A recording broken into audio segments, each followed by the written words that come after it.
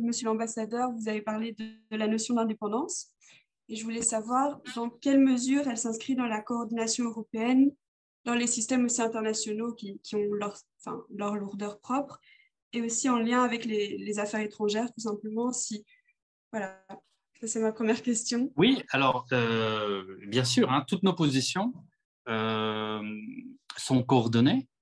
Euh, alors, ça se fait soit à Bruxelles, soit sur place. Ça dépend. On fait les deux, en fait. À Bruxelles, c'est plus les grandes lignes.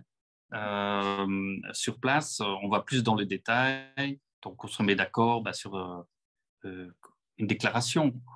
Par exemple, on a une déclaration de l'Union européenne sur un sujet particulier.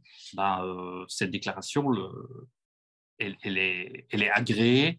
Par exemple, quand c'est à Genève, entre les collègues européens ici à Genève. Mais toujours, évidemment, on fait valider ça par notre capitale, nos capitales respectives, pour avoir l'accord, évidemment. Et donc, parfois, c'est un peu laborieux. Faut pas se cacher les choses. Hein. C'est sûr qu'à 27, c'est pas toujours simple de se mettre d'accord. De nouveau, je dirais à 90% des cas, on y arrive, parce qu'on se rend bien compte que c'est dans notre intérêt pour peser, pour avoir un certain pouvoir de levier sur les choses. Évidemment, ce n'est pas la même chose si on parle au nom de l'Union européenne que si je parle uniquement au nom de la Belgique. Hein, c'est clair. Donc ça, tout le monde le comprend bien.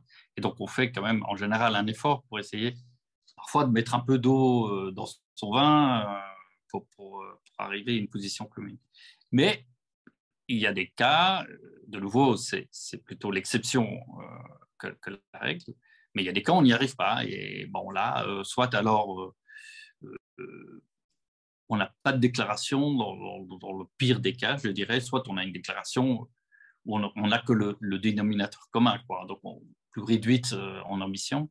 Voilà, on peut avoir, évidemment, à côté des déclarations qu'on fait ensemble pour l'Union européenne, on peut toujours faire des déclarations nationales où là, on peut aller un peu plus loin, plus dans les détails, tout en restant dans la même ligne de l'Union européenne.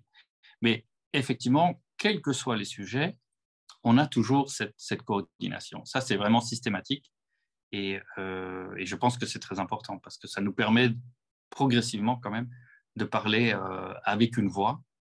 Et de nouveau, c'est comme ça qu'on peut avoir un impact. Merci.